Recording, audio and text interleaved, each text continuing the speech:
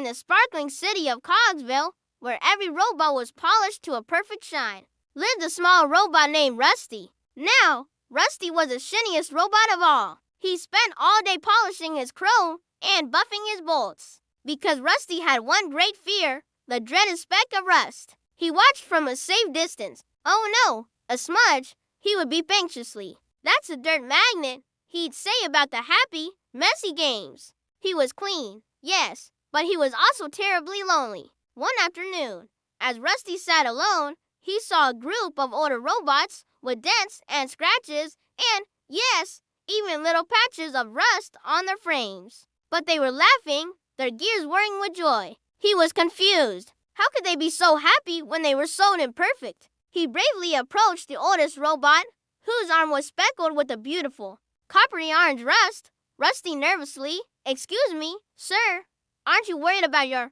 rust?" Old robot chuckling, his gears creaking gently. "Ah, little one, this isn't just rust. This is my story. See this big patch here? That's from the time I fell in a waterfall while saving a butterfly." As he spoke, he pointed to another mark. "And this little spot, that's from a very fun game of hide and seek, where I got stuck in a muddy puddle and giggled for an hour straight."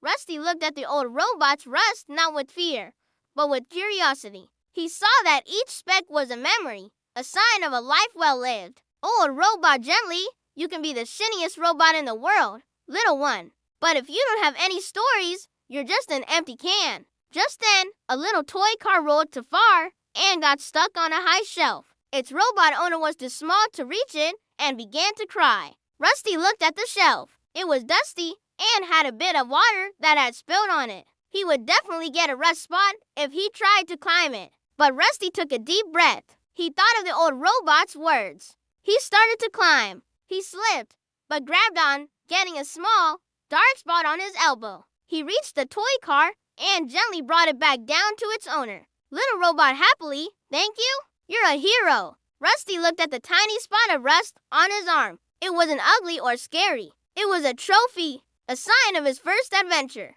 From that day on, Rusty still loved to shine, but he wasn't afraid of a little dirt. He played, he explored, and he gathered many more wonderful rust spots on his frame. He had discovered that a little rust on your outside is a small price to pay for a big, happy heart on the inside. The end.